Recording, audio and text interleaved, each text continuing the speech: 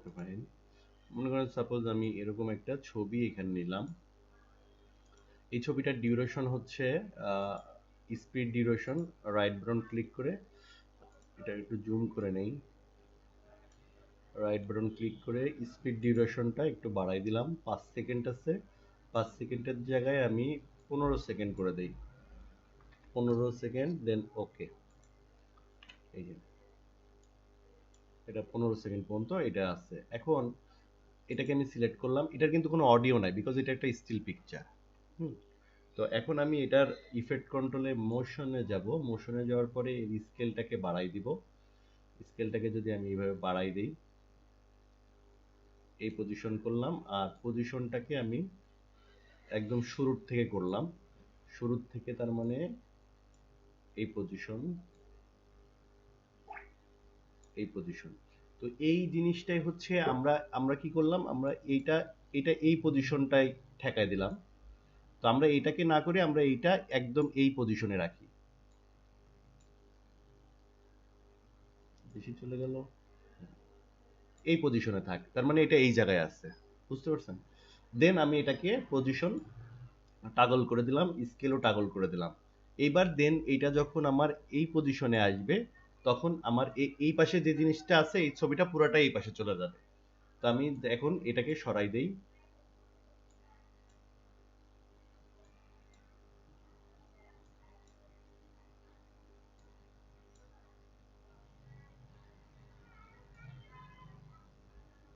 এই পর্যন্ত। এবার যদি আমি প্লে করি এটা, এই যে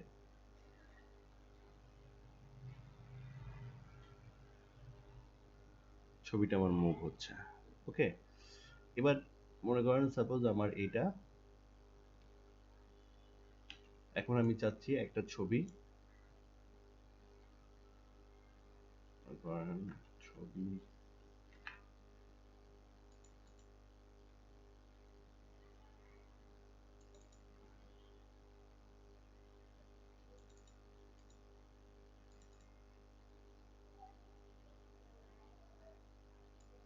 মনে করেন এই আরেকটা ছবি, ছবিটা এরকম আছে। এখন আমি এই ছবিটার কয় সেকেন্ড আছে, রাইট বাটন ক্লিক করে স্পিড বা ডিউরেশনে গেলে আমরা দেখতে পারবো এটা 5 সেকেন্ড আছে। তো 5 সেকেন্ডের জায়গায় আমি একটু বাড়াই দিই, 8 সেকেন্ড করে দিই, ওকে করে দিই। এবার এটা এই পজিশনে আছে। তো আমরা এখন কি করব, এটা হচ্ছে জুম করব। এটার ইফেক্ট কন্ট্রোলে গিয়ে মনে করেন সাপোজ এরকম জুম করব, এই করলাম, এই জুম করলাম। এবার এই দুটাকেই হচ্ছে টাগল করে দিলাম। দেন আমার ছবিটার যে শুরুটা যখন থাকবে তখন এরকম অবস্থায় থাকবে, আর যখন এই পজিশনে আসবে তখন এটা জুম আউট হয়ে যাবে। তো আমি এই পজিশনে নিয়ে আসলাম আমার কার্সরটা, নিয়ে আসার পরে এটা এই যে জুম আউট করে দিলাম। এবার জুম আউট করে দিলাম, সাথে পজিশনটাও একটু ঠিক করে দিলাম যে কেমন হবে। তো পজিশনটা মনে করেন এরকম হবে। এখন আমি যদি এটা এখান থেকে প্লে করে দেখি, এই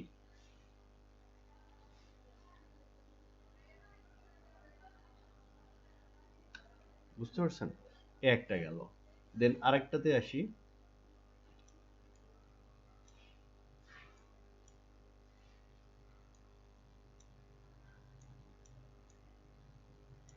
দেন আরেকটা ছবিতে আসি, লাইক এইটা।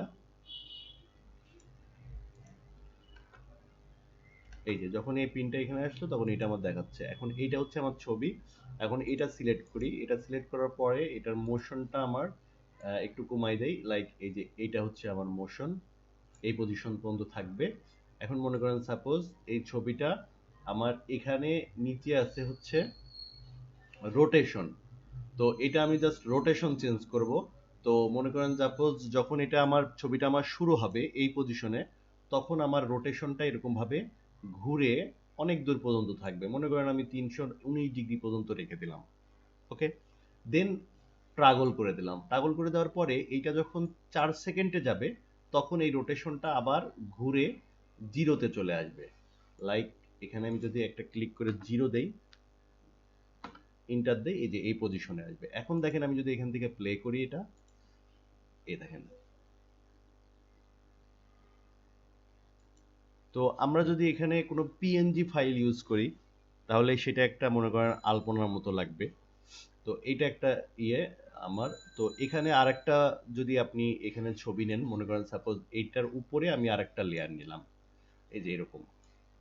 হ্যাঁ, এখন এই লেয়ারটা সিলেক্ট করলাম, করার পরে এই লেয়ারটার স্কেলটাকে আমি এরকম ভাবে এরকম রাখলাম। দেন উপরের লেয়ারটার অপাসিটি, এই যে এখানে অপাসিটি আছে, অপাসিটিটা আমি টাগলটা উঠাই দিয়ে অপাসিটিটা কমাই দিলাম, লাইক এরকম রাখলাম। রাখার পরে কেমন লাগবে দেখতে, এখন যদি প্লে করি, এই দেখেন উপরের লেয়ারের অপাসিটি কম আছে, যে নিচের লেয়ারের ওটা দেখা যাচ্ছে। ওকে, তো এখানে আপনি যদি টেক্সট দেন বা বিভিন্ন ধরনের অন্য কিছু ইউজ করেন তাহলেও দেখতে এরকমই লাগবে। ঠিক আছে, তো এইটা একটা বিষয় গেল। দেন আমি আবার এটা টোটালটা কেটে দিই।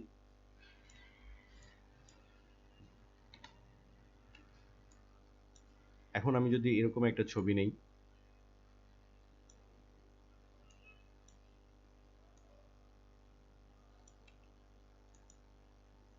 এই ছবিটা রাইট বাটন ক্লিক করে ডিউরেশন করি হচ্ছে 5 সেকেন্ডের জায়গায় 10 সেকেন্ড। ওকে, এবার আমি এরকম একটা ছবি নিলাম, এটারও আমি ডিউরেশন করে দিলাম হচ্ছে 10 সেকেন্ড। ফাইন, এবার এটাকে সিলেক্ট করে আমি এটা এই পজিশনে রাখলাম। দেন এটার উপরের লেয়ারটার অপাসিটিটা কমাই দিলাম, এই হ্যাঁ এই। এবার আপনি চাইলে অপাসিটি দিয়েও আপনি এই অ্যানিমেশন বানাইতে পারেন। কিভাবে বানাইতে পারেন, লাইক আপনার এইটা থাকলো, এটা এটা এখানে থাকলো, এখন এইটার অপাসিটিটা হচ্ছে, মনে করেন ওপরের ছবিটার অপাসিটি যখন একদম প্রথমে থাকবে তখন আমার অপাসিটি থাকবে হচ্ছে একদম 0। দেন আমি অপাসিটিটাকে টাগল করলাম। দেন যখন 2 সেকেন্ডে আসবে ছবিটা, তখন উপরের ছবিটা অপাসিটি হবে হচ্ছে মনে করেন এরকম। দেন যখন আবার 4 সেকেন্ডে যাবে তখন আমার অপাসিটিটা থাকবে আর একটু কম। দেন 6 সেকেন্ডে যাওয়ার পরে আমার অপাসিটিটা আরো আবার কমে গেল। এবার দেখেন আমি যদি প্লে করি, এই দেখেন এই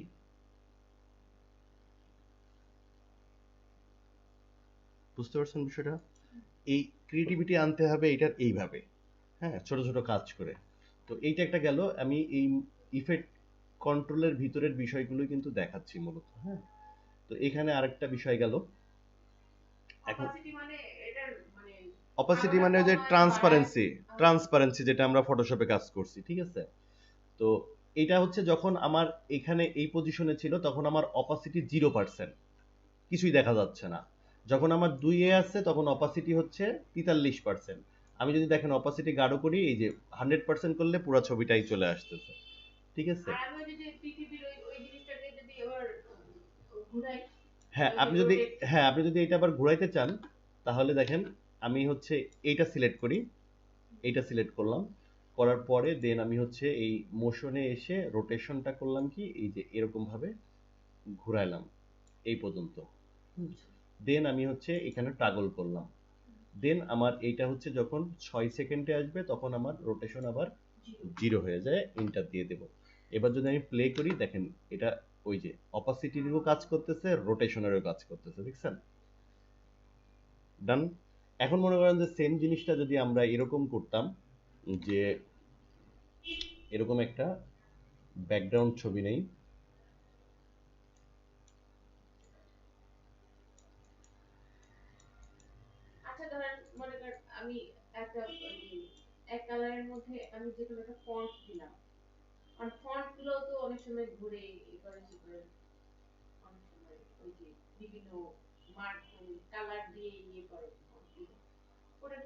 ওইটা আফটার ইফেক্টে হয়। এটা মোটামুটি শিখেন, তারপরে ওইটা শিখাবো।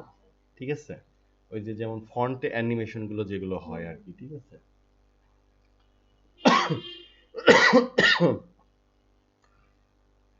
মনে করেন এই একটা ছবি,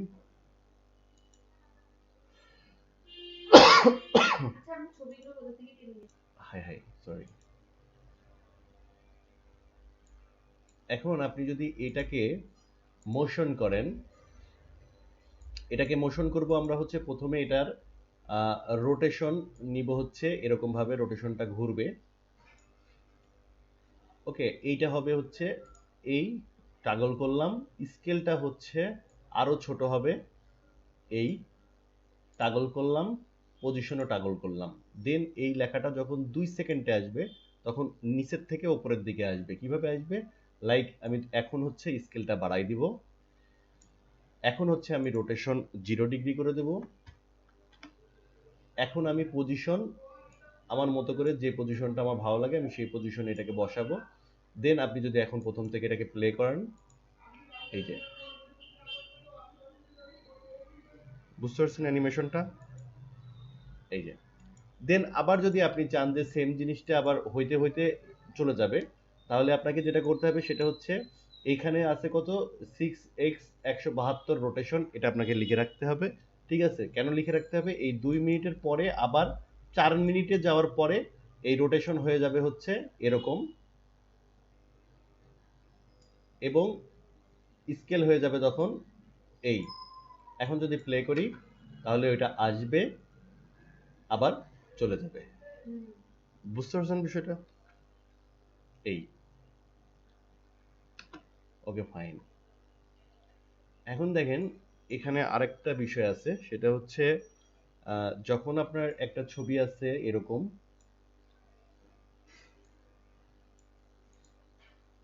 আমি সব ছবিগুলো দিয়েই বোঝাচ্ছি। আচ্ছা, ওই যে কালার কনসেপ্টটা কেন জানি আমার আসে না, মানে এটার সাথে ওইটা যাবে এরকম ভাবে যদি আসে না। আপনি হচ্ছে এই কালার হুইল নিয়ে একটু স্টাডি করবেন। কালার কালার হুইলটা আপনি এখানে পাবেন গুগলে গুগলে, হ্যাঁ, কালার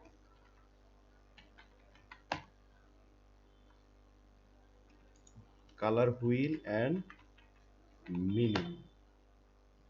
এই যে এখানে আপনি ইমেজে যাবেন, হুইল এন্ড মিনিং, ঠিক আছে। এই যে এরকম ভাবে আপনি কালারের বিষয়গুলো পাবেন, হ্যাঁ। আমি একটু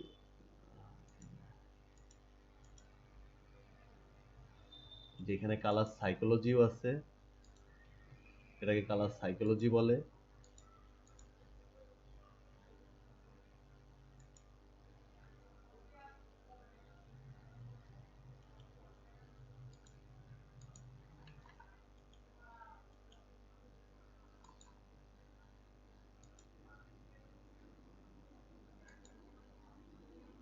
এই যে এইভাবে কোন কালার কিভাবে একসাথে মিক্সিং হয়, primary colour, secondary colour, territory colour, এগুলো নিয়ে একটু স্টাডি করবেন, দেখবেন কালারগুলো থিওরিগুলো, তাহলে মোটামুটি কালারগুলো সম্পর্কে আপনার ধারণা আসবে। আবার এখানে অনেকগুলোর বিষয় আছে, যেমন এটা একটু ক্লিয়ার হলে,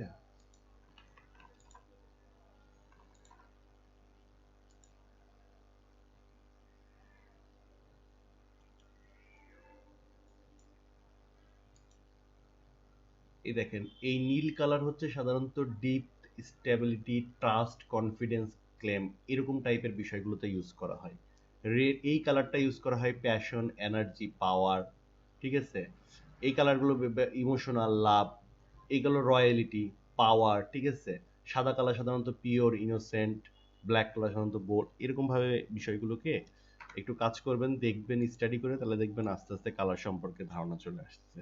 অনেকে থাকে কালার ব্লাইন্ড, আস্তে আস্তে কালার ডেভেলপ করে ফেলাই। তো এইটা হচ্ছে আমার একটা ইমেজ, আর এটা হচ্ছে মনে করেন আরেকটা ইমেজ। আমি এখান থেকে আরেকটা ইমেজ দিই, এই যে এখান থেকে আরেকটা ইমেজ দিই,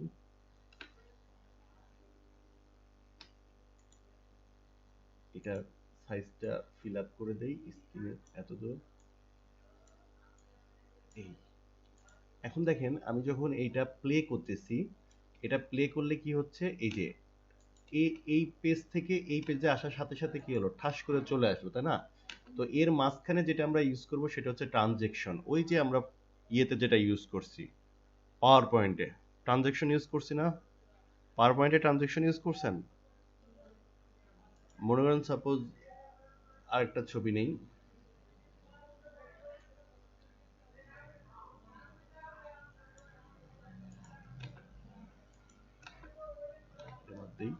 এখন এই দুইটা ছবির মাঝখানে আমরা ইউজ করব হচ্ছে ট্রানজেকশন। মনে করেন এই একটা ছবি, এই একটা পার্ট, এই দুইটা পার্টের যে জোড়াটা লাগলো এই জোড়া লাগার জায়গাটায় আমরা একটা ট্রানজেকশন ইউজ করব।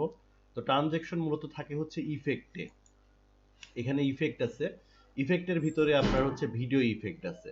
এটা নতুন একটা থিওরি, এটা আজকে জাস্ট জেনে রাখেন এবং এটা ইউজ করে দেখবেন। তো কালার থিওরির ভিতরে আপনার মনে করেন যে অনেকগুলা এই ভিডিও ইফেক্টের ভিতরে আবার প্রত্যেকটার ভিতরে ইফেক্ট আছে, প্রত্যেকটার ভিতরে। তো আমরা হচ্ছে কালার ভিডিও ইফেক্ট আছে আর ভিডিও ট্রানজেকশন আছে। তো আমরা ভিডিও ট্রানজেকশনটা ইউজ করব। এ দেখেন 3D মোশন ট্রানজেকশন ইউজ করব। 3D মোশন ট্রানজেকশনের ভিতরে লাইক এখানে কিউব স্পিন আছে, কিউব স্পিনটা নিয়ে এসে এই দুই জোড়া লাগার মাঝখানে রাখলেই এটা এখানে হয়ে যাবে। এখন এই একটা পার্ট, এই একটা পার্ট, আর মাঝখানের এই একটা পার্ট। তো এই পার্টটার ট্রানজেকশন হবে হচ্ছে 1 সেকেন্ড। তো আমরা এটাকে একটু বাড়াই দেই, 2 সেকেন্ড করে দেই, দিয়ে ইন্টার দেই। এখন দেখেন আমি যদি এটাকে প্লে করি, এই যে এই দেখেন, বুঝতে পারছেন বিষয়টা? এটা হচ্ছে ট্রানজেকশন। তো ট্রানজেকশনটা আমরা চেঞ্জ করতে পারি, যদি আবার আমরা এটাকে সিলেক্ট করি এবং কিবোর্ডে ডিলিট দেই, চলে যাবে ট্রানজেকশন।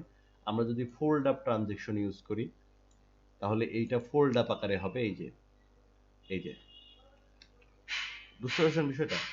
এখানে আবার আছে হচ্ছে লাইক, এখানে অনেক আছে, এখানে ডিসলভ আছে, এখানে আইরিশ আছে, এখানে মোটামুটি প্রায় 150-200 ট্রানজেকশন আছে। আপনার যেটা ভালো লাগে আপনি সেটা ইউজ করবেন।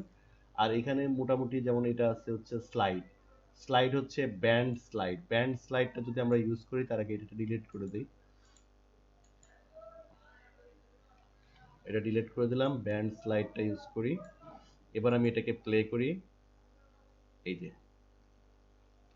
বুঝতে পারছেন বিষয়টা? এটাকে বলা হয় ট্রানজেকশন। আর ইফেক্টটা আজকে দেখাবো না, আপনি ট্রানজেকশনটা মোটামুটি প্র্যাকটিস করবেন। আর আজকে যেটা দেখালাম সম্পূর্ণটাই হচ্ছে ইমেজ দিয়ে ভিডিও তৈরি করা, ঠিক আছে? ইমেজ ইউজ করে ভিডিও।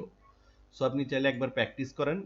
আর এ পর্যন্তই আমি হচ্ছে টুলসের কাজ পজ রাখি 17 মিনিট।